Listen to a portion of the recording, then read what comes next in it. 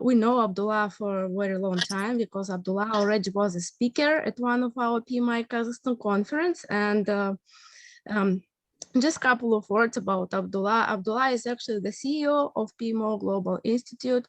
Abdullah has a lot of very valuable certifications such as CB PMO, PMP, which all of you probably know, PMP, PMI, ACP, PSM, and many others. So maybe Abdullah is here at the call. So greetings, Abdullah. It's very nice to see you. So Abdullah was actually awarded as the most influential CEO of 2018. So this is by CV Magazine, UK. So this is a great opportunity for us to be present at this call, and have some networking.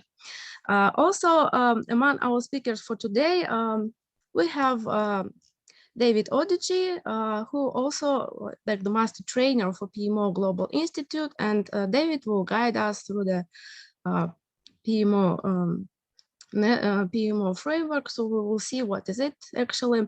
And David also has a lot of different certifications.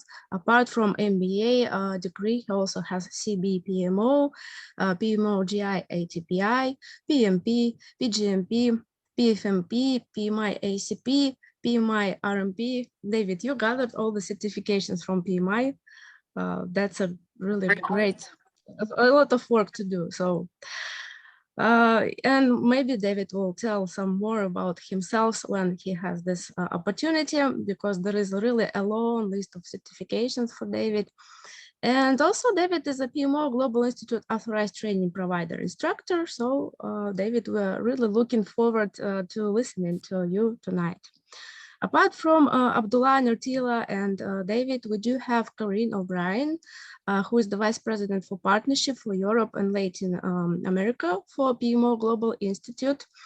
Corinne really has a great experience with many transformations and changes, and Corinne really knows how it is hard to handle these PMO transformations. And Corinne, just like every one of us probably practicing project management, is really keen on increasing the PMO effectiveness overall. And I think it's very great that we gathered up all together.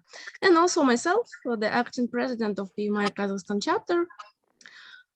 So just supporting our guests tonight. And what else? What I would like to especially pay your attention to is that please stay with us until the end of this meeting, because at the end of this meeting, dear colleagues, could you please mute your mic if you're not speaking?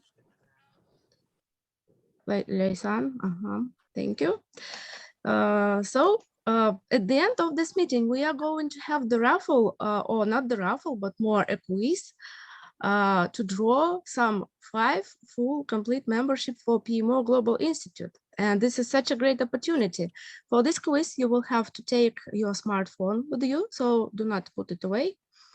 And also we will be using Kahoot, so stay with us until the end of the meeting, and there will be a great opportunity to get some really valuable products such as PMI Global Institute membership. Well, this is actually everything that I wanted to say as an introductory note. I'm very happy to see everyone, and I'm pretty sure that tonight's meeting is going to be effective and valuable for all of us, because looking at the list of the people we have on the call, we are all practitioners. Moreover, Kazakhstan is having such a hard time trying to instill PMOs in organizations. So I think this topic is really interesting for all of us. So thank you, dear colleagues, Nurtila, Corinne, Abdullah, David from PMO Global Institute for this wonderful event. And now I would like to give the floor to Nurtila, probably. The stage is yours. Let us start. Thank you, Yulia, so much. That was a brilliant introduction. Thank you for introducing us in the way that you did. That makes me so happy when I hear all those words. So let me begin by talking about our event today, Fast Track Your PMO. So we are the PMO Global Institute. This is the speakers today. These are the speakers, and welcome to Fast Track Your PMO. So the learning objectives of today is that you will learn how PMO setup works. We will be teaching you tools and techniques to apply our very own CB PMO framework. We will also increase your visibility to become recognized within your organization and peer circle. You will make use of the best practices in PMO and increase the success rate for your projects. And this event will be 2 hours, so all of you will earn 2 PDUs. So you might probably be thinking, what are the session benefits for the audience? So the session benefits for the audience is that all of you will get the chance to download our CBPMO framework for free, get access to the largest PMO community. And as Julia mentioned, during the end of the event, we will be having a quiz where 5 of you will get the chance to win our regular membership for free. We will also be given 10% discount on everyone who is interested on our PMO GI certification program. We will, of course, be discussing this further today during the event. So during the quiz, there will be, of course, some questions all related to the event. So make sure you all are listening and taking notes, because it's just a really, really good 5 of you will win the 1-year paid membership, which is worth actually $89. 5 of you will get it for free. And apart from getting the chance to download our CBPMO framework, you will also get the chance to download our PMO guidebook in a digital copy. Of course, this is for free. So about PMO Global Institute. We are the global body for PMO certifications. Our main goal is to expand PMO knowledge worldwide. Currently, we have members in 100 plus countries, and we have partners in 50 countries. And of course, this is expanding every week. So about PMO. 46% of PMO directors say that their organization does not understand the value of project management. And 68% of stakeholders perceive their PMO as bureaucracy. But we all know that is not the case. So for the challenges of PMO, we will be discussing a lot about the challenges in general and also about the challenges in your country. But before I carry on, I want to read this actually, what is PMO? This is taken from our PMO guidebook. So this is our first edition of the guidebook, which of course we will be giving more detail about this as well. And I just want to read it, the definition of PMO. So a project management office is a group consisting of internal and external entities, stakeholders, interest groups, etc., which defines, maintains, and ensures standards for project management to deliver strategic initiatives. So for the challenges of PMO, I would like to introduce again, to invite Julia. She will be discussing more in detail about the challenges in Kazakhstan, especially. So Julia, if you would like to share your screen, and we will all listen to your perfect presentation. You are mute, Julia.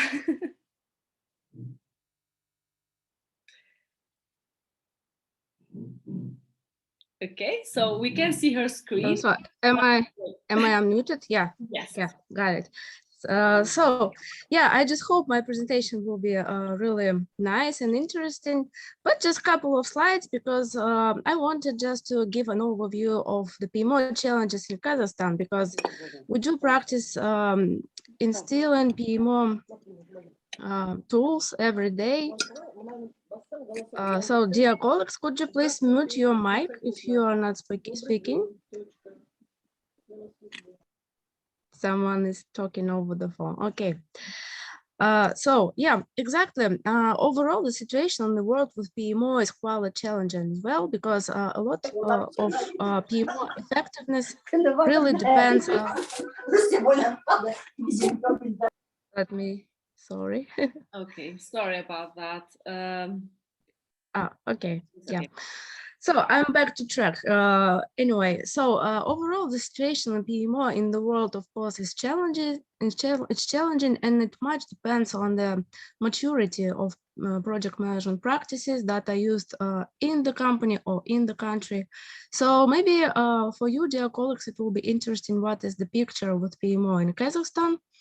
It's not that sad actually, because some companies really do have very efficient PMOs in place, operating, supporting project operations in the companies, but those are mostly in joint ventures when there are some foreign stakeholders, foreign shareholders, and local ones. So all the joint ventures basically are equipped with PMOs and quite effective ones. Sometimes they also divide PMOs for IT office and for capital projects office.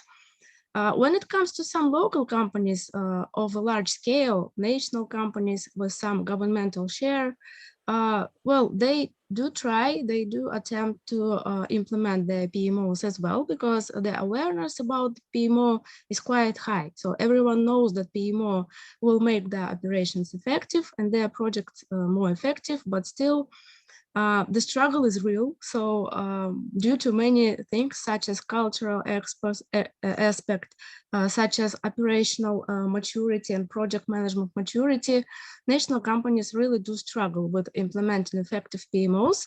But again, not all of them, but this is actually what we see in the market. So the majority are trying, but the success rate is unclear.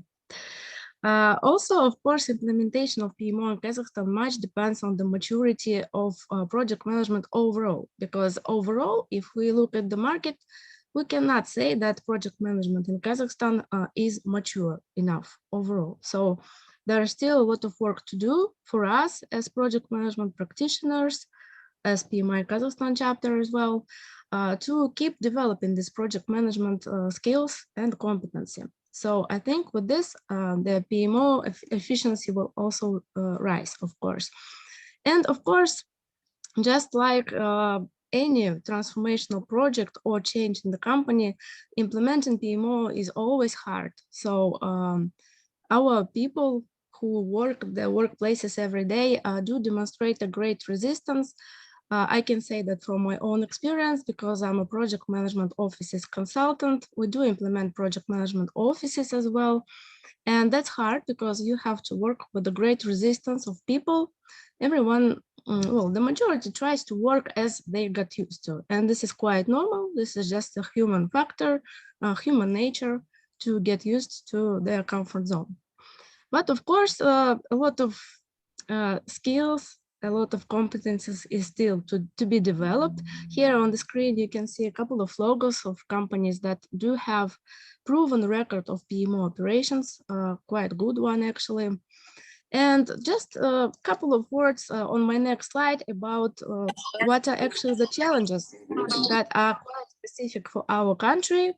These bullet points are actually based on probably my own understanding, based on my practice as a consultant implementing project management offices. So first of all, Kazakhstan has relatively poor level of project management.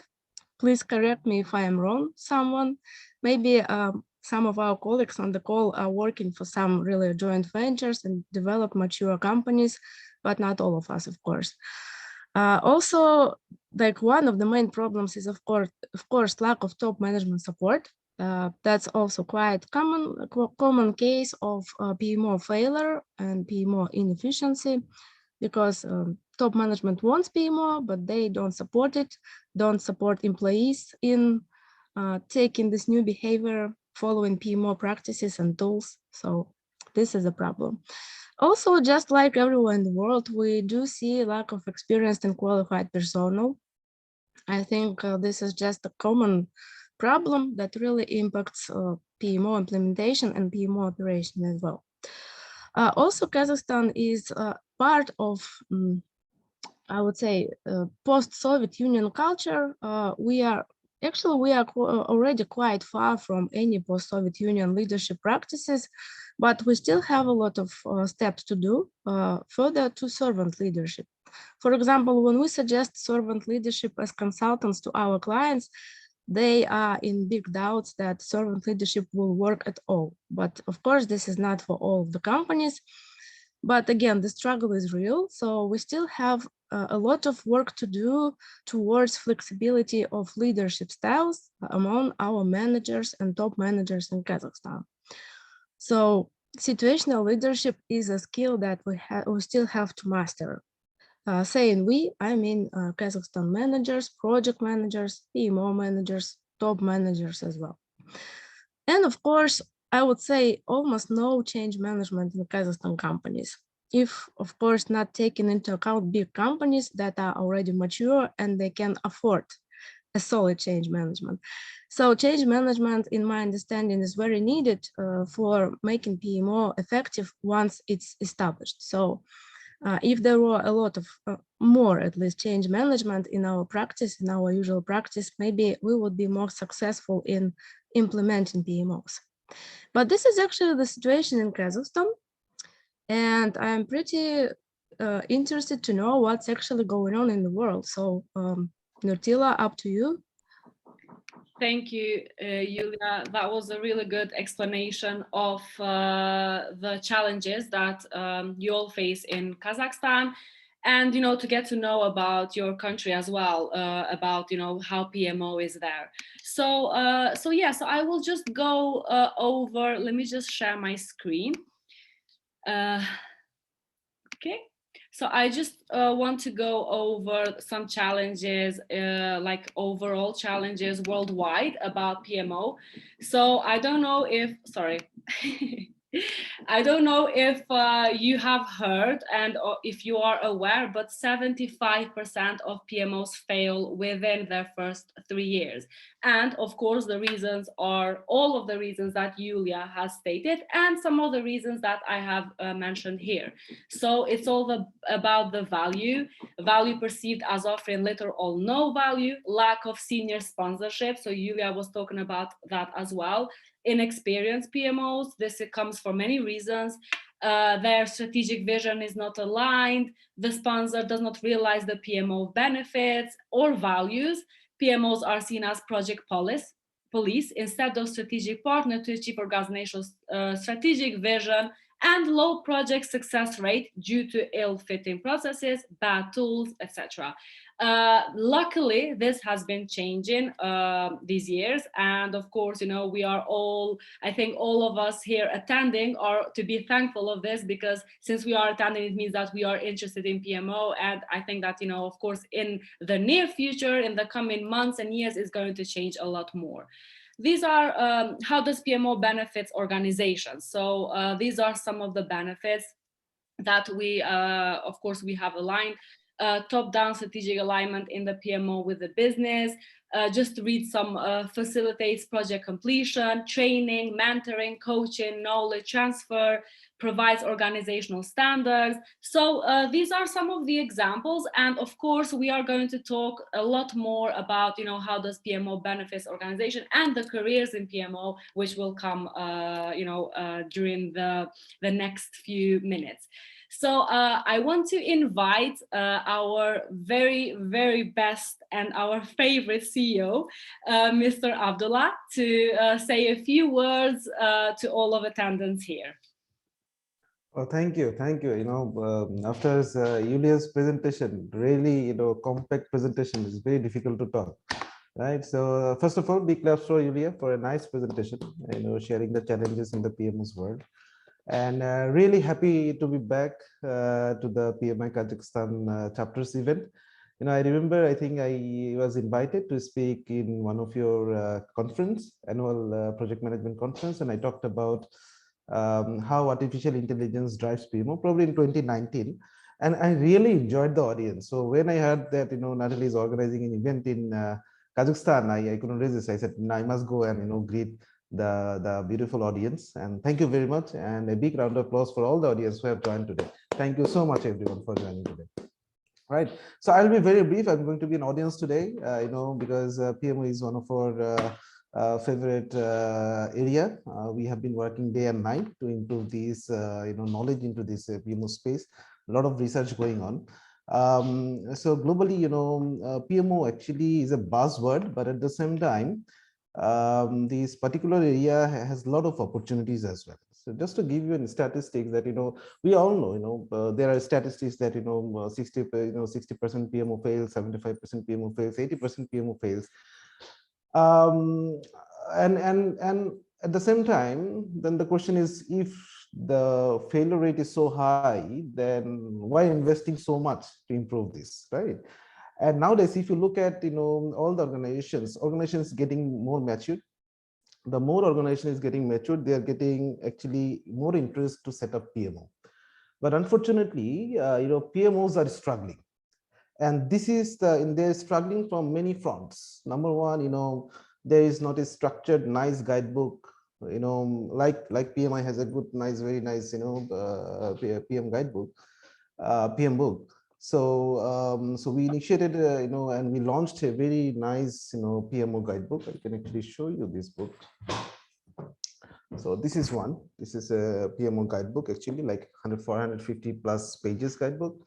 And we try to actually come up with a structure based on our research that, how, any good project managers who wants to develop their career in PMO can actually go through this guidebook, learn how to do it, and, can set up their PMOs, right? This is the initiative one. Number two initiative is globally, a significant number of PMOs are operating in a very basic level, right? So we if you talk about the maturity, the way a organization gets matured, a project management office get matured. So normally we divide the maturity level into 5 layers, level 1 to level 5. So level 1 is the initial stage. We call this, in a common language, we call it infant stage. I mean, you wish to have a PMO, but probably you have a department, project management office department, but very infant stage. You have no policy, no procedure, no protocol. Then you move to kind of like childhood stage, where you have some, you are gathering a lot of processes, policies, and everything. Then you move to adulthood, then become a regional leaders. Then you become a very matured leader, right? So we call this mature leader in the department, we call it actually the optimized stage. We still call it optimized because process improvement should be a continuous initiative, right? And you'll be surprised to know there are statistics where it says about probably which are kind of big organizations. They have almost like 71% PMOs. I mean, they have project management office. Interestingly, as per the maturity assessment of the organization, we found almost 80% of the PMOs are still in infant level. That means level 1, right? And we cannot actually improve these PMOs maturity level unless we have matured PMO professionals. Okay. And one of our initiative is to actually make the course curriculum so simple, make it so simple. That's why you have the CBPMO certification called Certified Baseline PMO Consultant Certification, where you go and learn hands-on how to set up a PMO, what is the maturity level, how to do health checkups and all this stuff. That our respected speaker, Mr. David, who runs a big PMO for RBC Bank in Canada, and very experienced, who has all the PMI certification, right? So it's a really rare case. Sometimes I'm afraid to talk with David because which logic he will talk about, I'm afraid, right? Yeah, all the PMI certification he has, including the CBPMO certification and authorized trainer. So here David will be talking about how simply using this framework you can actually set up your PMO, right? So another initiative we said, we want to help our PMO professionals or project managers, to upgrade their career into as a PMO professionals, right? Because many of the PMOs are struggling because most of the cases they have accidental PMOs. So the accidental PMOs means he was a very good project manager. You just made him a PMO, or gave a bigger responsibility as a PMO manager or a PMO head, and they're struggling, right? So the framework is kind of self-explanatory. So I will invite David to actually to talk about the framework, how simply they can start, and you can manage your PMO. And the new concept came up actually. Historically, PMOs are considered as cost center. Your top management always consider PMO as your cost center. PMO means you're spending money. And you will see, probably I will ask David to talk about, PMO could be a profit center. Yeah, so this is the revolution is coming up. This is the revolution is coming up, right? So now PMOs can go to the management and say, boss, this year I have made 10% of profit, managing better, projects under my PMO. Yeah, so very interesting, discussion will be happening, and be tuned throughout the session, because at the end of the session, you have a big Kahoot session that will be games, right? And many of you will win this PMO guidebook. 5 of you, the top 5 scorer of the event, will get this PMO guidebook for free. That will be very interesting, right? So thank you once again for inviting us, and I'm really honored to be here. And I wish all the best wishes to all of you. Take care of yourself. Have a nice day.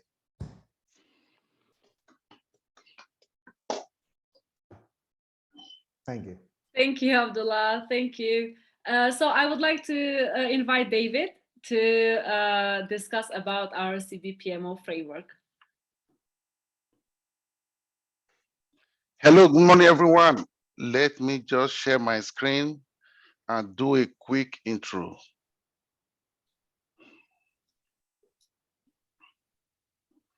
Okay, so good morning, everyone. I'm truly happy and glad to be here today. Thank you, Mr. Abdullah. Thank you, Julia, and all the team for putting this together. So my name is David Odije, like you heard, and I'm really passionate about PMO.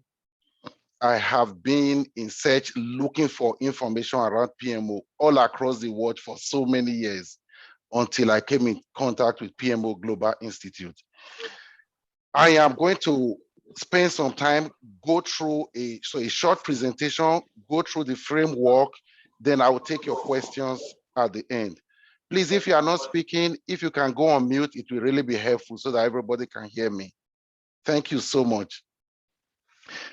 We already just went through this. Netila walked us through some of the reasons why PMO fail. We say about 75% of PMO fail within the first 3 years because of some of these reasons. But we want to move past there. That's where my conversation is going to start. I like this quote. He said, don't fear failure. Fear being in the same exact place next year as you are today. I'm sure in your country, in every country in the world, if you want to be a medical doctor, what do? You go to medical school. If you want to be a lawyer, you go to a legal school. Unfortunately, people are running PMOs. They've not gone to any PMO school. That's why this failure rate is this high. People are just making assumptions and running PMOs without a structure. And this is one of the things. There need to be a complete mindset shift. Today, if you look at the statistics, we said close to 68% of organizations feel PMOs are bureaucratic. I'm sure some of us on this call, you think that way. Anytime you hear PMO, the first thing that comes to your mind is, oh, those guys have come to audit me. They've come to police me. They want to give me another template to fill. They want to add to my work. That is the way, but we need to start shifting that mindset. That mindset is there because some of the people running the PMO today truly do not have the right knowledge. So whether you are starting a new PMO or whether you are running a PMO that is already existing, PMO Global Institute has put together a one-stop shop information to enable you and to help you do this work successfully. We all know the environment we are right now. There is a lot of ambiguity. There is a lot of uncertainty. Pandemic is not helping the situation. Organizations are looking for ways to cut costs. The key word today is value and benefit delivery. Any PMO that is not delivering value or benefit, that can't justify to senior leadership, why should we be spending money on you? That's why some of these PMOs close. So this presentation and the framework we are going to go through is to help you strategically position yourself so that you can better tell your story. So many PMOs are not able to tell their stories. So many PMOs are focused so much on doing administrative work, operational work. Yes, administrative work is good, but PMO need to be strategic. Like we know, every project starts because there is a business need. It is either there is a problem an organization is trying to solve, or there is an opportunity that the organization is trying to exploit. Same thing with PMOs. The PMO is there to solve an organizational business problem. So it means everything we do in PMO, we need to be able to point it to the strategic objective of the organization. We need to be singing from the same book, the same song book as our senior leadership, so that they see the value we bring to the table.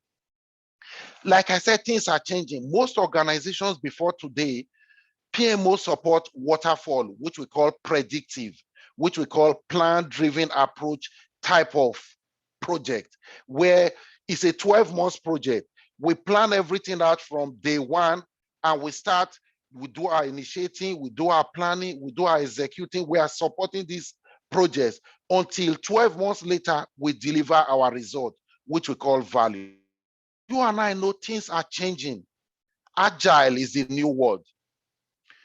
The challenge is most PMO are set up only to support waterfall type of project. So when the organization introduces some agile type of project, they are struggling. So we'll also go through how to make your PMO relevant, so that whether your project are using predictive or waterfall methodology, or your project are using agile or adaptive methodology, or your project are using hybrid, which is a mix and match, a little of waterfall, a little of agile, this PMO framework will set you up to be able to deliver value holistically end to end. Like we said, agile.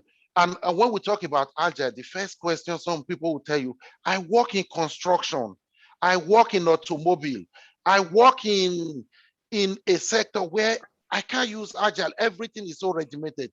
No, it's a mindset shift. We need to take a step back. Agile is not just about ceremony, it starts with the mindset. It starts with putting the customer, the stakeholder at the center of what you do. It starts with it starts with that continuous interaction, continuous communication. So this framework will show you how to be able to support your organization.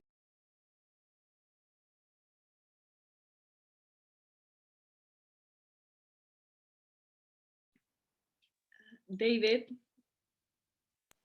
Yes. Okay, sorry, you were muted. It's okay now, Yeah. it's working.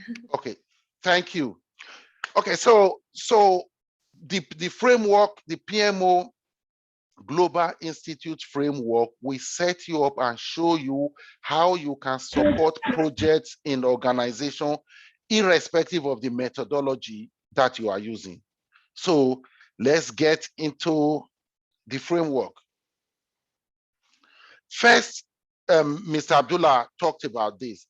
So like I said, we were looking for a one-stop shop, one document that would be able to help you with knowledge, with skills, with tools, with templates that you can take, hit the ground running, whether you are a consultant or whether you work in a PMO.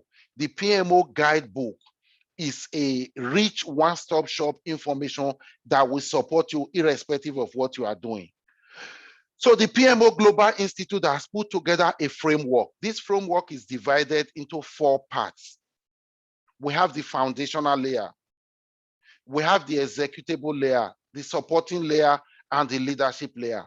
So as I go through the framework in the next slide, I want you to just go with me on this journey. This is the framework. Whether you want to start a new PMO in an organization, they never had a PMO before, or you come into an organization, they have a PMO, but the PMO is not working. People are struggling. Nobody really know what to do.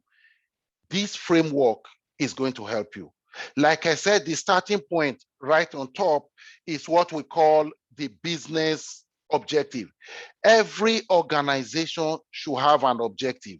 Why are we here? So the business objective. The PMO was set up to solve a problem. That needs to be very clear. Which problem are you solving? Which opportunity are you exploiting? Then the PMO strategy. When you talk about what is a strategy is your how to. How do I move from the current state where we are, where everything is unstructured, where the PMO is not delivering value, where people in the PMO are not even trained, they don't know what to do, to where we want to be, where we get to that maturity level where the organization, the senior leadership, the stakeholders, they see the value we bring to the table. So the starting point is what we call the foundational layer, which is all this layer we are going to talk about. First is health check. Every one of us, I'm sure at least once in a year, even if you are not sick, you go to the doctor. What do you go to do? You run your test.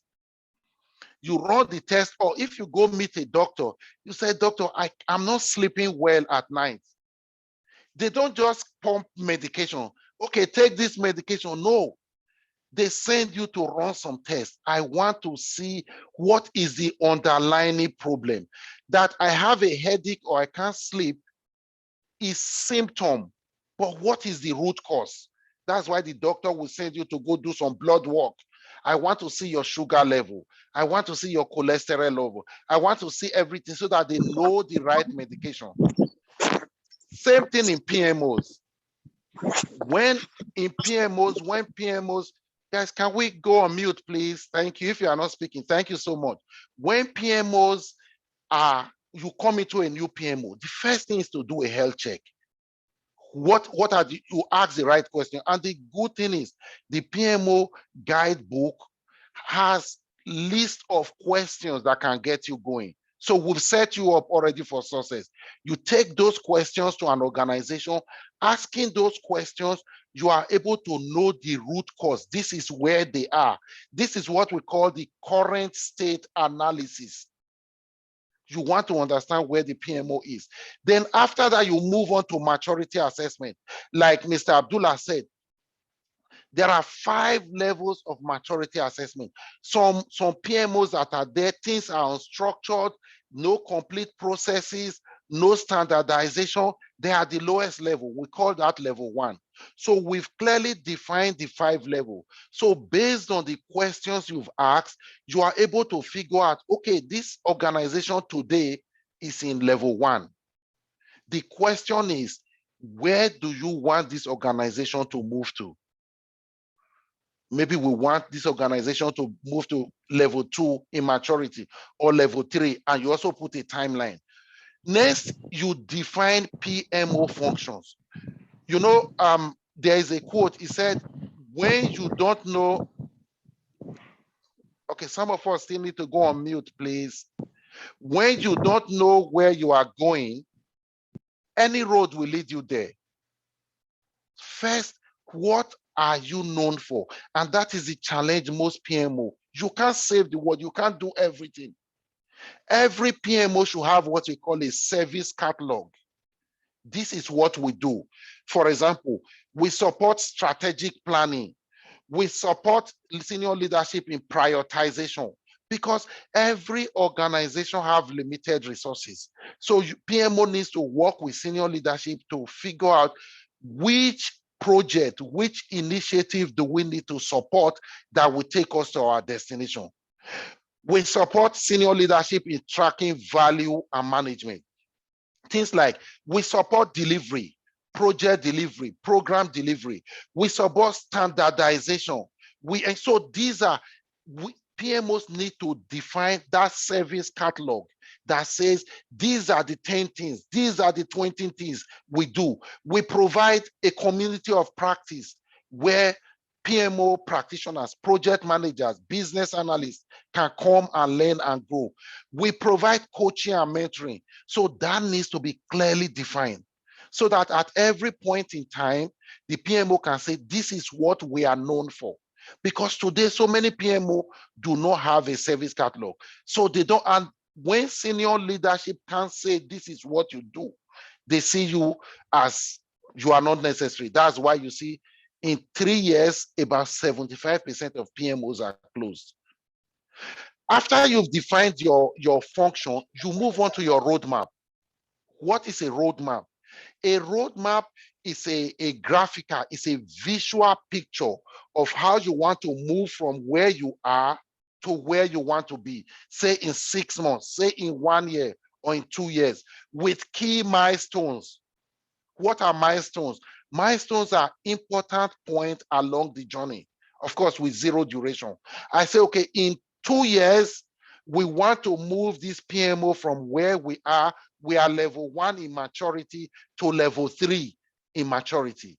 But within these 2 years, in the first 3 months is a key milestone. I want to complete training. I want to make sure people that work in this PMO, they understand what PMO means. In the first 6 months, we want to be able to define our PMO function. We want to have a PMO charter, which is the next thing. Maybe in the next 1 year, we want to make sure we are running a proof of concept. So that is what we call a roadmap.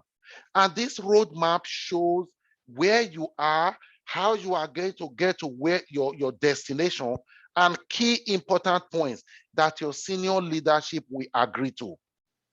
After your roadmap, in the last part of the foundational layer, we move, so we call it the PMO charter.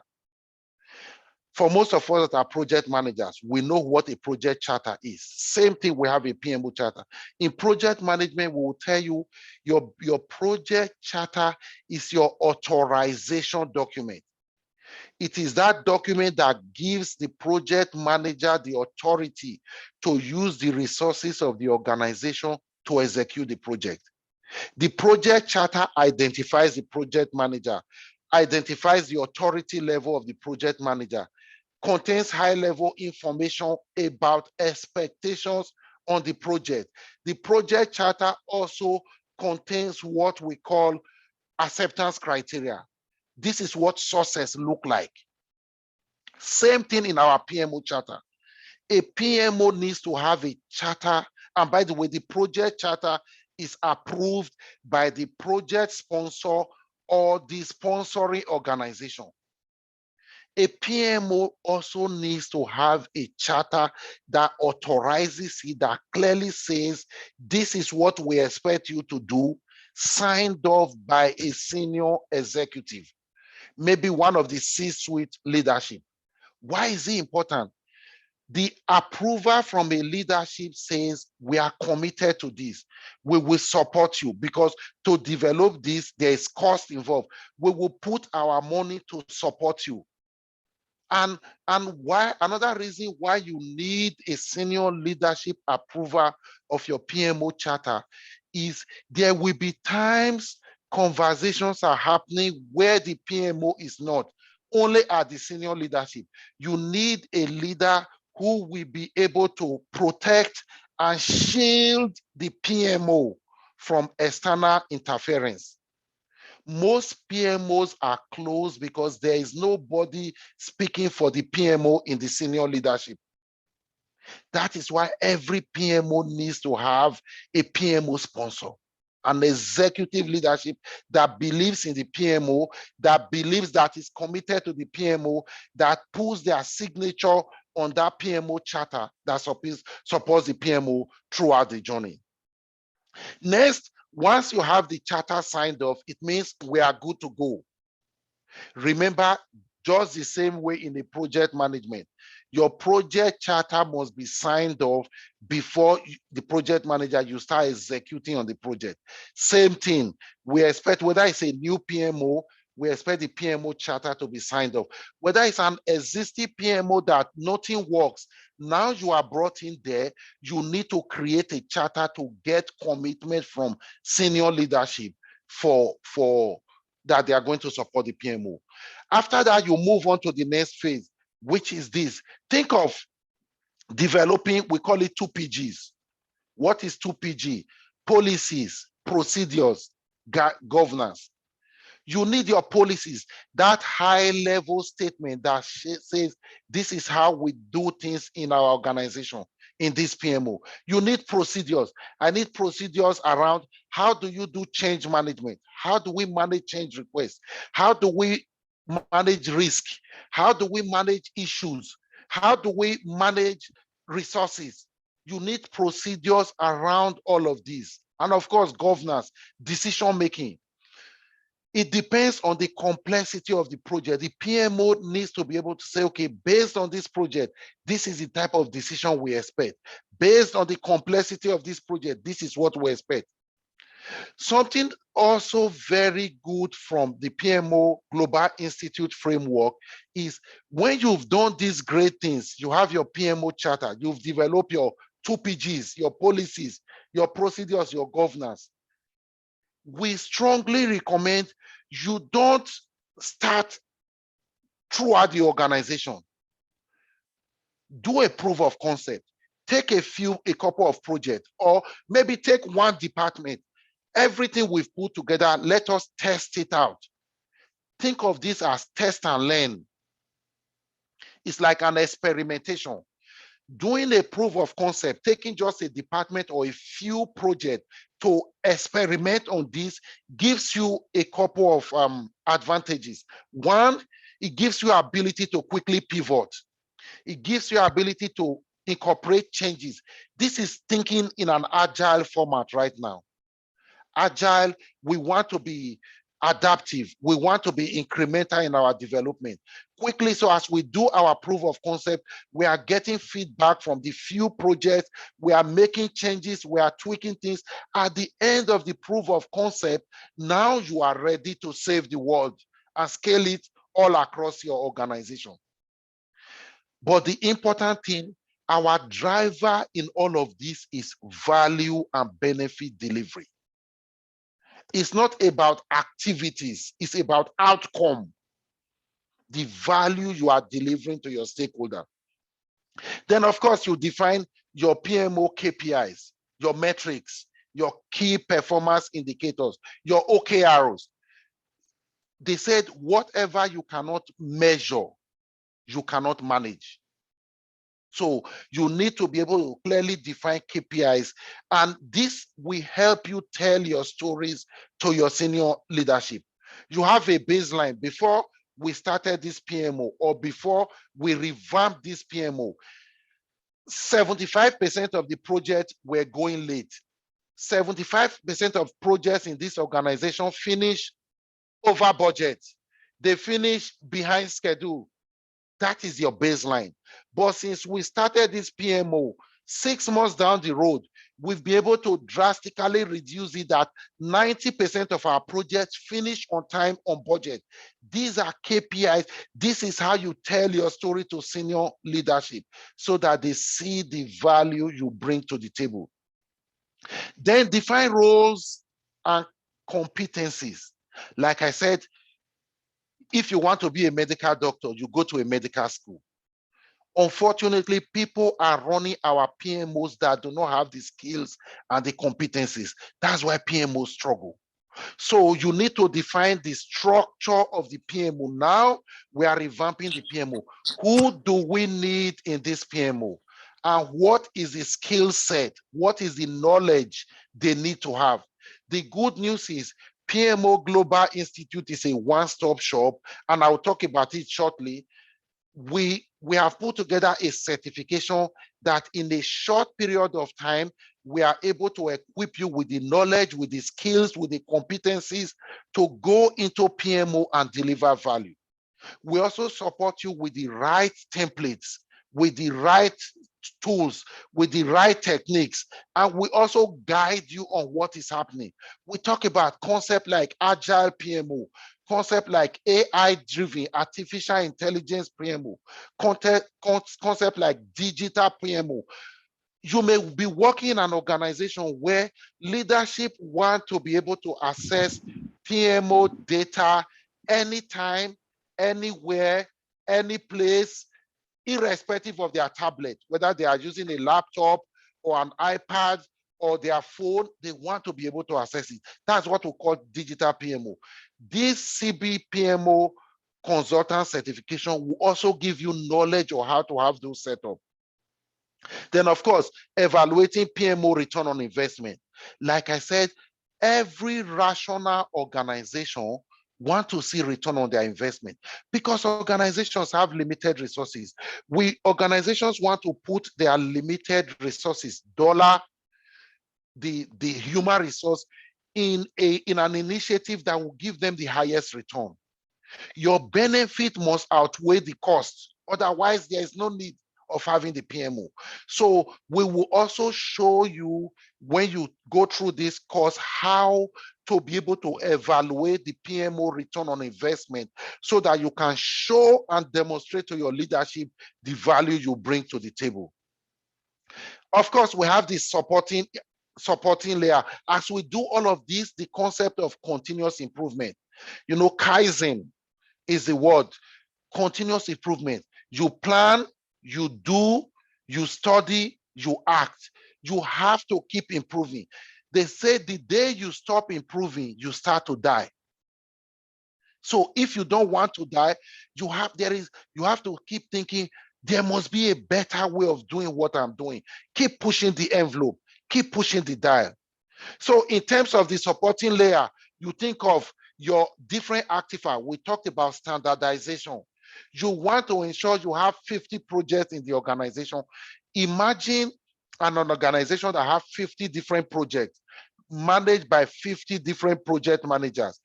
If the PMO does not have standardized artifacts, standardized template, and says, oh, any project manager, submit your project status report every week, every Friday in any format. Some people can send it in Excel, some people send it in Word, some people do PowerPoint, some people take a picture and send to you.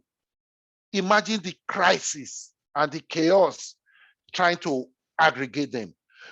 So we will also show you and give you some examples of templates, how you can standardize. If it is status report, every project across the organization, this is what we expect you to complete. You need to submit a change request. This is the process. This is the template. You need to log an issue. This is the process. This is the template. That way, there is absolute standardization. And all of us, we are on the same page. Of course, stakeholders engagement. We say your stakeholders, you have to engage them throughout the project. First, identification of who are these stakeholders? Why are they interested in the PMO? What is their power in the organization? What is their interest? What is their influence? What is their attitude? Very important, because there are some stakeholders, every time they hear PMO, the first thing that comes to their mind is another administrative group. So you need to do more work with those stakeholders to move them from being resistant to become supportive or leading stakeholder. So that's why this knowledge needs to reside. And of course, think of PMO technology stack. It depends on the type of PMO you are setting up. There are various types of technology solutions there that you can leverage depending on what your organization needs. Finally, the last part of this, talking about the PMO leadership. This is so key. We talk about the importance of executive sponsorship. Most PMOs are closed because there are no executive sponsorship. And that is why every PMO needs to have a charter that is signed off by an executive that say, I put my authority on this, I will support you, I will speak for you as long as you show me the value that you deliver. Very important. Then we also talk about the concept of emotional intelligence. This is so key. It can't be better than in the PMO. What is emotional intelligence? First, know yourself. It will amaze you. So many people dress up in a nice dress and they walk the street, but they do not know themselves. The question for every one of us, do you know yourself? Do you know how you would behave in different situations? What controls you? Do you allow your emotions control you, or you control your emotion? That's the starting point. Know thyself. After you've known yourself, now try and understand the different stakeholders you are dealing with. Empathize with them. Put yourself in their shoes. How will you want to be treated? Will you want value to be delivered to you? That's it. So PMO, emotional intelligence is so huge in PMO. And when you take this certification training, we have an opportunity to do a deep dive on emotional intelligence because you need it. No two stakeholders are the same. So you need to be able to engage different stakeholders depending on the uniqueness. So I will take questions. I see a couple of questions. Give me 10 minutes. I will wrap up in 10 minutes and we'll take questions. Next, still talking about the value of PMO. So when we talk about PMO, reporting is key. Most PMO today, they do a lot of work, but the senior leadership, there is no visibility. They don't know what you are doing. They just know people are busy.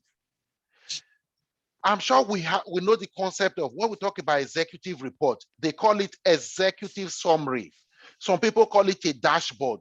Your senior leadership, your C-suite, they need to be able to see a dashboard so that at every point in time, we say senior leadership, what do? They think and they make decisions. We need, from a PMO perspective, we need to make their thinking and their decision making easier. So put together a report, a dashboard, so that at every point in time, the PMO sees the leadership, the executive, they see the value that the PMO is delivering. Of course, other type of report to different stakeholders, report to different user groups. You also support day-to-day operations, and of course, mentoring. One of the key value PMO brings is creating, we call it a community of practice. Bring so many people together. They say 2 good heads are better than 1. So imagine you have 20 or 30 project managers, business analysts, people in the project space together. We're able to learn from each other. They say iron sharpens iron. You can't use a wood to sharpen an iron. You need another iron. 2 iron can sharpen themselves. Please, can we stay on mute, please? Can you stay on mute, please? Thank you. Really appreciate it. Okay, a few things and I will wrap up and I'll take your question. Of course, we know about PMO adaptation. First, you have to learn mastery. That is the starting point. You have to follow the guideline that we've provided. Then when you become a master, you can now start tailoring it. A few things, we talk about AI. Today, we talk about digital, we talk about big data, we talk about artificial intelligence. Some years ago, it looked so far, but today it is with us.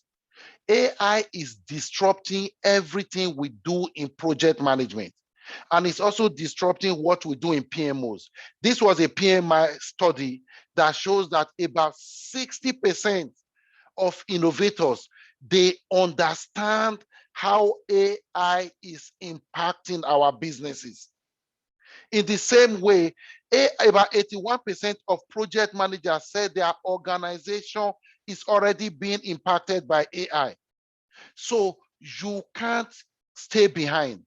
You need to continuously update yourself. And the CBPMO certification training, we have a section where we talk about AI-driven project management office. A few things, when we talk about AI, we talk about big data. How do you collect the right data? How do you save or store your data? How do you retrieve your data? How do you ensure that your stakeholders, they have access to the data when they need it? Identifying patterns. How do you use your data to tell your story? Information is data that has been processed that can tell your story, to ensure you are able to continuously deliver value. You know, as we wrap up, they say the illiterate of the 21st century will not be those who cannot read and write, but those who cannot learn, unlearn, and relearn. Every one of us here, for you to move forward, for us to move forward, we must be able to unlearn some of the things we thought were right before. Remember, before, so many years ago, they thought the earth was flat. But we've unlearned that now, because now we know the earth is spherical. Same thing. There are some things you need to unlearn about PMO and relearn new things so that you can move forward and make progress. So when you go through the CBPMO consultant training, some of the things we help you achieve is establish common language, common terminologies across PMO, learn effective tools. We provide you tools, we provide you templates that can help you to be effective. Develop interpersonal and managerial skills. You will learn how to tell your PMO story better. Ensure consistency in your PMO processes, because standardization is key. And of course, prepare for the CBPMO certification training. The CBPMO certification is what we show to the world that you have the knowledge, you have the skills, you have the ability, and you have put in the time to study to become an expert in PMO. So that is one certification we strongly recommend. Again, once you pass it, you have this beautifully designed badge that you can share on any of your social media handle, including LinkedIn, and let the world know that you are now certified. You know, Steve Jobs said, if you are working on something exciting that you really care about, you don't need to be pushed. The vision pulls you. So as I wrap up this evening in Kazakhstan, and morning here in Canada, I hope and I wish the vision to create or to work in a PMO that truly delivers value will pull you. I hope you will stand up and challenge yourself and say, in Kazakhstan, we want to make sure we have better PMOs that truly deliver values, whether it's a small organization or whether it's a huge corporation or multinationals. I hope everyone here will be excited and interested to know more about PMO Global Institute and be interested in push yourself. Knowledge is power. They say an investment in knowledge pays the highest interest. If you want the highest return, invest in knowledge. So we'll give you an opportunity in CBPMO to invest in knowledge. Thank you, everyone. I will stop sharing and I'm happy to take questions. Wow. First of all, thank you so much, David. That was one of the best presentations that I've heard. It was brilliant. Thank you so much. Before we move on to the questions and answers, there is one more section that we will have, and then we will take all the questions. But I also wanted to tell a joke. So you are all project managers and you probably have heard loads of funny jokes about all of you. So one joke that I previously heard, it made me laugh a lot. So good project managers always finish their project. So but with the CBPMO framework, I know that good project managers do always finish their projects. Thank you so much, David. It was brilliant, the CBPMO framework, how you presented it. I hope that all of you took notes, because this will, of course, some of these will be in the quiz. So next up, I want to invite my colleague, Corinne. She will be discussing about the careers in PMO. And then after that, we will take all the questions from all of you guys. Thank you. So Corinne. Thank you, Natilla. Thank you, David. That was awesome. Very, very cool. Very cool. I think before we delve into careers in PMO, I think we need a photograph, don't we? I think we need to see you all. Yes, your smiling faces on this Monday evening. Come on, guys, switch on the camera. Let's see you. Hello. There you are. Brilliant. Brilliant. Excellent. And by the way, as they are turning on their camera, I just want to acknowledge, so we just completed a CBPMO training about a week and a half. And one of the students who is going to be a CBPMO in another 1 week, Eric, is joining us from Germany. He decided to join. So Eric, thank you. Thank you so much. Eric. Thank you, Eric. Another CBPMO professional. This is what we like to hear, right? Everybody smile. Say PMO. PMO. Very nice, very nice, excellent. So now I'm going to talk about careers within PMO. So let me share my screen with you. Okay. Here we are. Can everybody see my screen?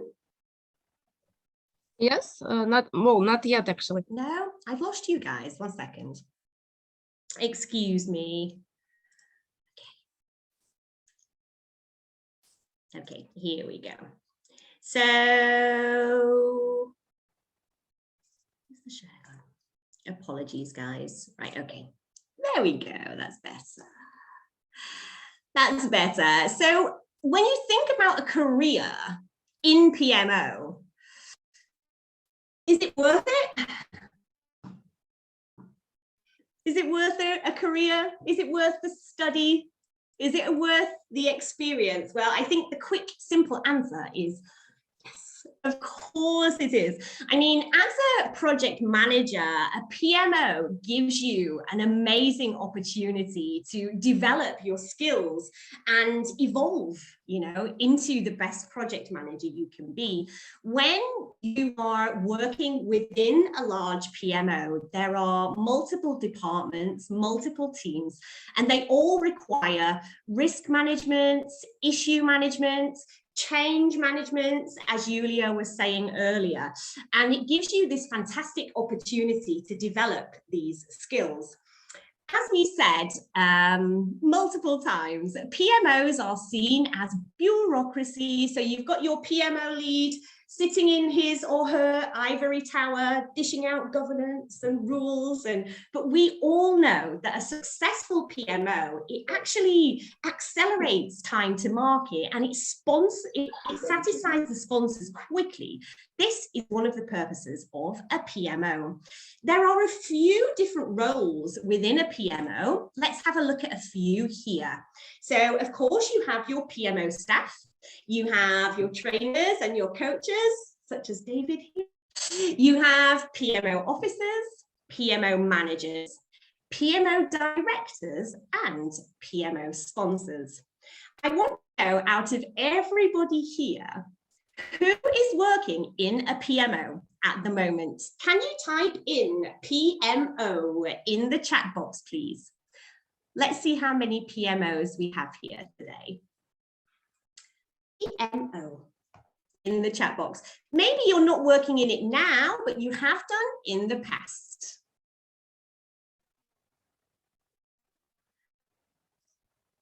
Here we go.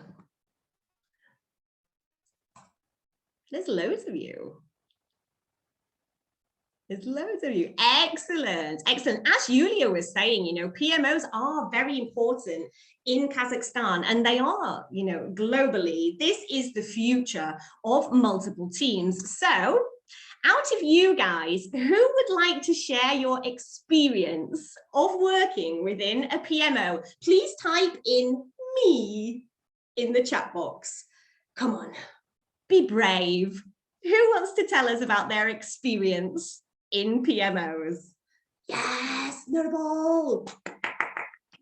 Welcome, Notable. Tell us about your experience, please. Hello, guys, again. Well, I work in a company, and we are one of the biggest retail companies. And basically, there used to be a department called Project Management Office. For many reasons, basically it died. However, our structural unit within IT department is even though it's not called as PMO, but actually what we're doing is PMO. So at this moment, we're basically managing some different projects, as well as we're trying to manage charm request. By charm, we mean change request management, because we have a lot of in-house programming here, development. So basically what we want to do first, we want to establish our processes starting with this charm, then we will carry on going towards other processes like other ITIL processes. And yeah, right now we're just beginning, and a lot of people basically looking at us as someone, they basically consider us someone who wants to just push everyone but not assist. However, what we say is that it's not what we are here for. Of course, we will be pushing everyone, right? But however, what we want to get things done is basically to have a proper process.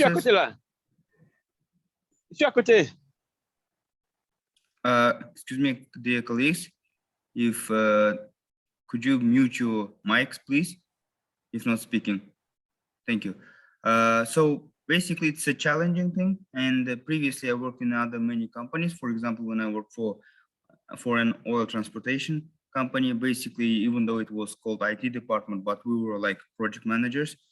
And yes, it was like many years ago, and we lacked many skills. However, we managed to work out things well. And I mean, being PMO and agreeing on some, let's say, standards or processes is actually making things a lot easier. Whereas if you don't have any processes or you don't know how processes work, basically you will be bouncing up and down. And so, yeah, I mean, and one of the reasons why, even though I'm quite a little bit ill still, is basically we want to know how to build a proper PMO. So to show everyone how everything should be done. And as Yulia said, currently not many companies actually manage to establish effective PMOs. And we want to be among those companies that will be bragging in several like months, that saying that we have a proper PMO. And if you don't believe, come and check. Thank you. Yes, Nirmal. I love this. I love this. Fantastic explanation of your experience. Thank you. Thank you very much. What would you say, in your experience, Nirmal, what was the biggest challenge? What was the #1 challenge for you to create and evolve a successful PMO? As I said, I'm not really, but by PMO, I'm not that ahead of that unit, but rather one of the main challenges is like, basically, in my opinion, the biggest challenge is that working with people. I mean, because a lot of people might look at you as someone who he's here to administer, to push, to punish, and so on and so forth. And somehow you're getting paid for that. I mean, everyone thinks like we were living without you well, and we'll be living without you well. However, if you start looking at many things and you basically start to analyzing why some problems have, you basically see that the biggest reason is that the processes are broken, or I mean, I'm not just being specific at this moment, at the company, but in the whole, as a whole. Basically, processes are might be broken, and someone has to orchestrate them. And basically, when some parts of the process breaks down, someone has to go and fix. And most importantly, someone has to constantly keep working on making a good progress. And basically, as Kaizen philosophy suggests us, you have to improve your processes always. So that's, to sum up, it's basically people, and you have to show them that your PMO or your project management skills actually pays off and makes their life easier, so they may go home at 6 p.m. in the evening without staying till night. Absolutely, absolutely, yes, you're absolutely right, Nirmal. I think you know, a big part of our framework and guidebook, it is explaining that emotional intelligence that you need to deal with all these different departments and that executive sponsorship. As David was saying, you know, as the C-suite, they want the PMO, they're not 100% on what the objective is. So yeah, you need that buy-in, you need that stakeholder management, and you need that executive sponsorship and the buy-in from everybody that's working within the PMO. Absolutely. You also mentioned, you know, continuously improving and tracking performance. You're absolutely right, Nirmal. This is the only way that PMOs are going to improve and succeed. You're absolutely right. We've looked at the figures. We know that failure rates are ginormous. It doesn't doesn't have to be this way. 75% of failures within 3 years, this is just too much. It doesn't have to be like this. And it's going to change a shift in mindsets. As David was saying, you know, people don't like change. Actually, this is a fundamental human emotion, as Yulia described it. But if we want to get on board and we want to create successes within PMOs, we need to find those champions. The champions within the PMO who they get the job done and they love the process and they have that emotional intelligence to drive lasting change within a PMO. So the reason that PMO Global Institute is here, we're here to support those champions. This is our purpose. There's actually 3 ways that you can get involved with PMO Global Institute and be part of that change, driving those success rates. So the first thing is to become a member of PMO Global Institute. Here you can see that we have 2 membership types. The first one, everybody here should sign up for this today. It's completely free. You can download the CBPMO framework for your viewing. So absolutely become a member. If you'd like to become a paid member, this gives you access to the PMO guidebook and you can actually download your own virtual copy. 5 people are going to win this later in the quiz. So I hope you've all been taking notes, listening intently. But yes, this is the first way you can be part of that driving change. So become a member and become a learner. Have this knowledge. The second way is to become a CBPMO certified consultant. Now, David is here with us today. His next training program actually starts on the 23rd of April. So next month. What happens when you become a certified consultant? It means that you can implement everything in the framework that David has gone quickly through with us today. The course is 21 hours. It's intense. There's a lot of knowledge to be shared. But once you qualify for that, you are a CBPMO consultant. You get those letters after your name and you can implement success within an organization. So the second way is to become a CBPMO consultant. The third way to be involved with PMO Global Institute is to become a business partner. Now, only PMO Global Institute partners are authorized to be a CBPMO instructor. So this means that you can improve your network, your community. You can give these classes, you can give this training to help them go into the community and into the world to improve success rates in hundreds and thousands of organizations. When you become a business partner, we are here to support you completely. So we give you training, materials, support, everything you will ever need to become an authorized instructor for your community. So let's have a look now.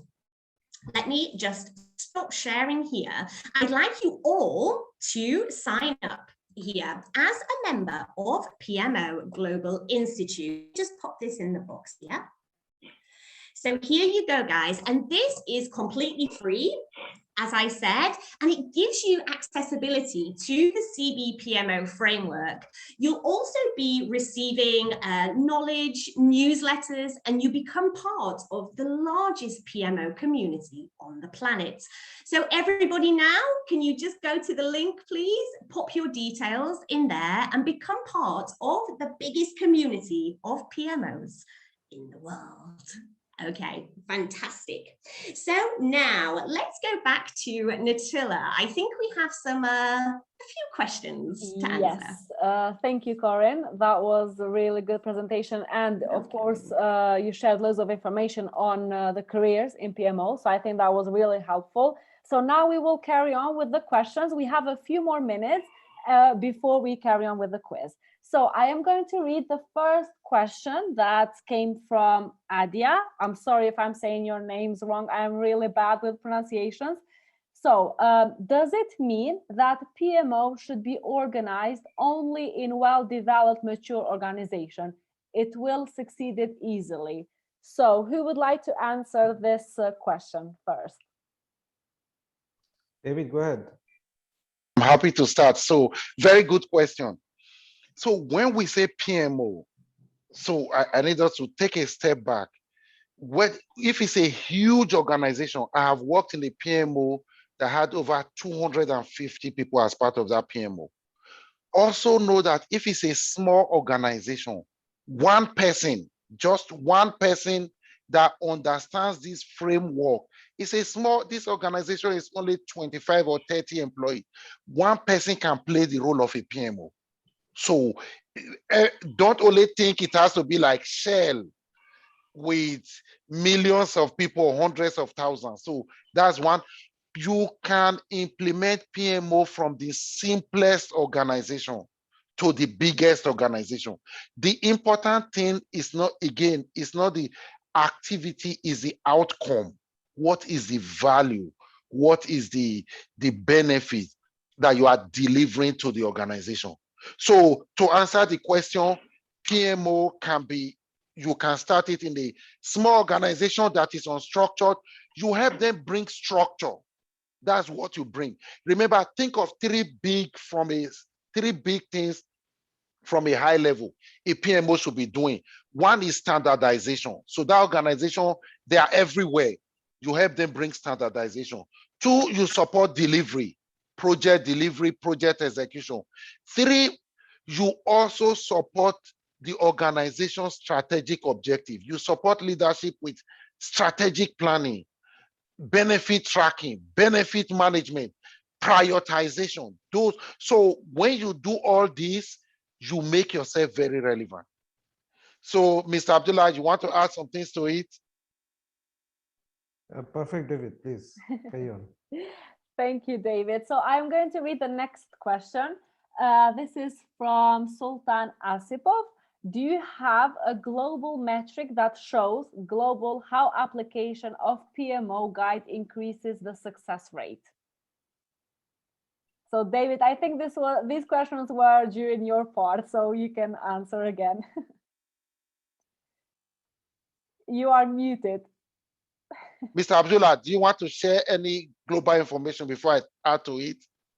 No, you see, this journey of PMO is not a short-term journey. Yes. Yeah, so even when actually we consult any PMO how they should set up their PMO, and when we actually set up their roadmap, minimum it's a 3 to 5 years plan journey.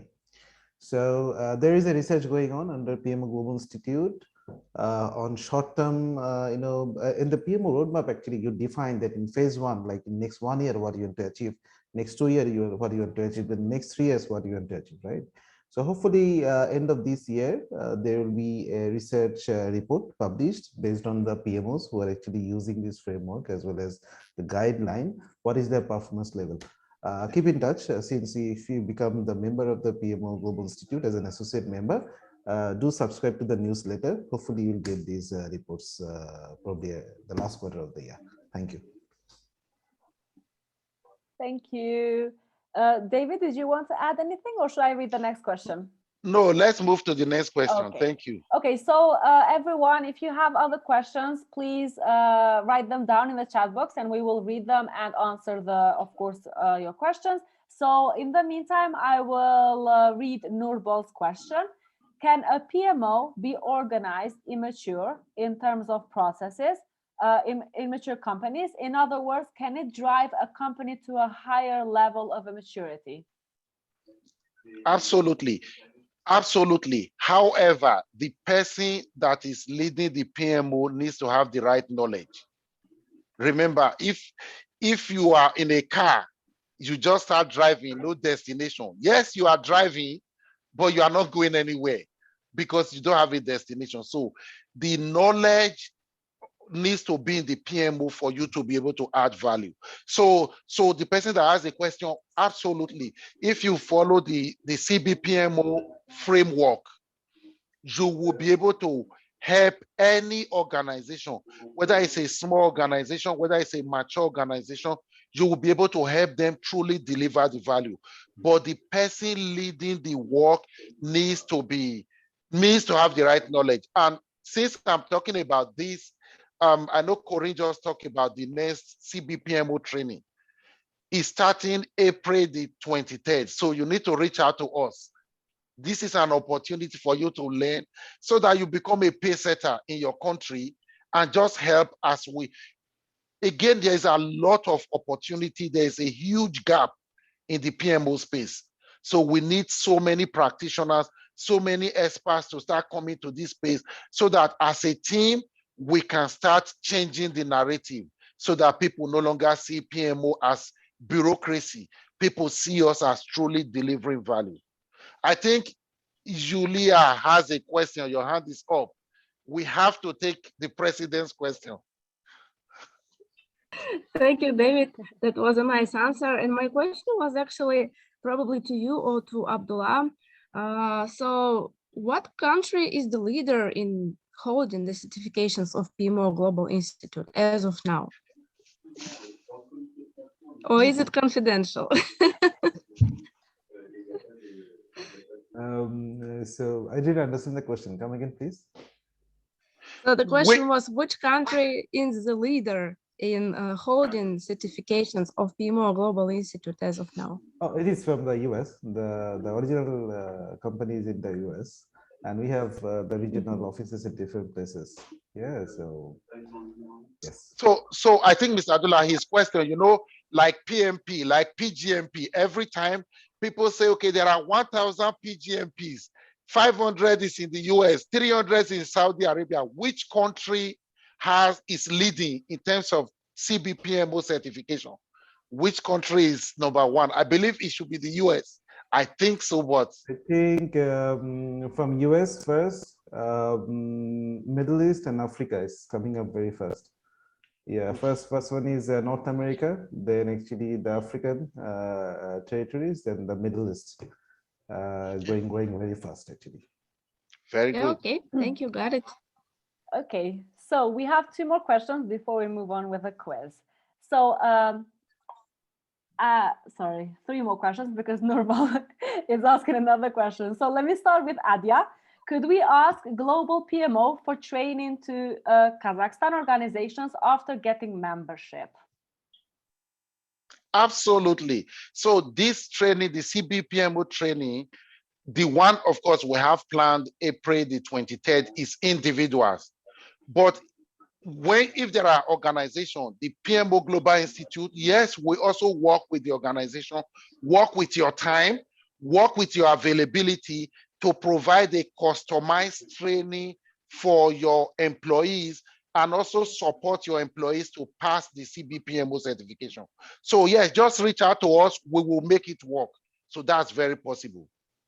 Okay, thank you, David. So the next, I think yes. Eric has a question. Eric, please. Hi. Hey, hello together. Nice to meet you again. I just want to share a few thoughts because David, we know each other since last time, so many times. So according to the question related to the PMO, because I was working to the PMO in my previous company and now also we are facing some challenge. Just want really to confirm that to really have the PM implemented, it's not that no organization is going to the market to fail. It's about communication, transparency, and visibility to the high level. Believe me, I'm working in a global company. It is always the same issue. If you show the management the value that you can bring to them, and then they will support. They will really support you. Because we are talking about digital PMO.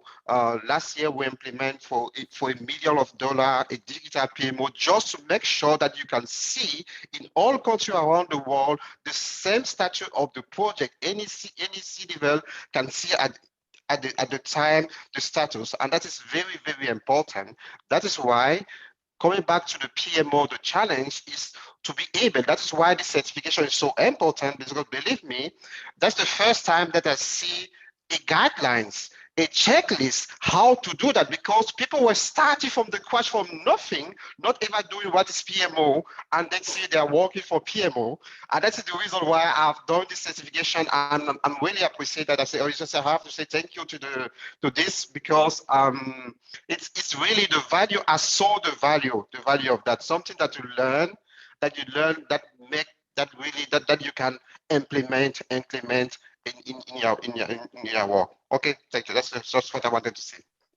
Thank you, Eric, for joining today. Thank you, Eric. Okay, so I have a question from Albina. I can say this name right because we have this name in my country as well. So PMO relates to office and organizations. What is the main difference with PMP basics, or is it the same strategy and structure? You want me to go? Okay, David, so please. yeah, so think of what is PMP? PMP is project management professional. So PMP focuses more on the execution. Once you take the training, you are PMP, it shows you and teaches you, this is how we initiate a project, this is how we plan, this is how we execute, this is how we do monitoring and control and close. PMO is a body that supports multiple projects. So think of it as PMO is there to support you that have PMP, that is the project manager, help you do what you do better, help you, support you with training, support you with the right template, help you better manage risk and issue. And I will say this, do you know some people do not know the difference between a risk and an issue? So people that struggle with that, the PMO help them set them up well, so that as a project manager, you are able to engage your stakeholders and deliver on that project well. Then the PMO think of the PMO as the ear of the senior leadership. So they're able to tell the senior leadership, this is how the 30 projects you have are doing. Out of 30 projects, 25 of them are on time. We are struggling with 5. So this is what we are doing. So that type of structure is what PMO brings. So there are 2 different skill sets, but both of them are very important. For you to deliver a project, PMP will really help you. However, delivering project is just one. PMO helps you solve for multiple projects to make sure the organization is getting value. Thank you, Yes, David. just to add with David, that my understanding is that PMP really helps to manage better projects, and CVPMO certification or any other PMO certification helps you to manage your project management department. Yes. Yeah, thank you. Okay, so the last question from Nurbal.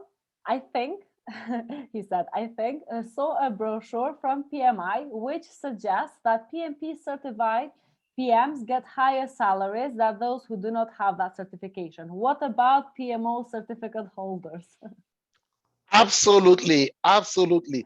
It's the same way, because again, when you think of some jobs right now, they want to hire somebody in the PMO. They will pay a premium when you have CBPMO certification, because they know you are not just writing resume, you've demonstrated. For you to pass the exam, you should have completed the training, a 21-hour training, you've studied the guidebook. The certification shows you have the knowledge, you have the skill, so you can actually negotiate a premium. So the same way with PMP and any designation, once you have CBPMO, you will command a higher salary, definitely. So Mr. Abdullah, do you want to add anything to that? No. So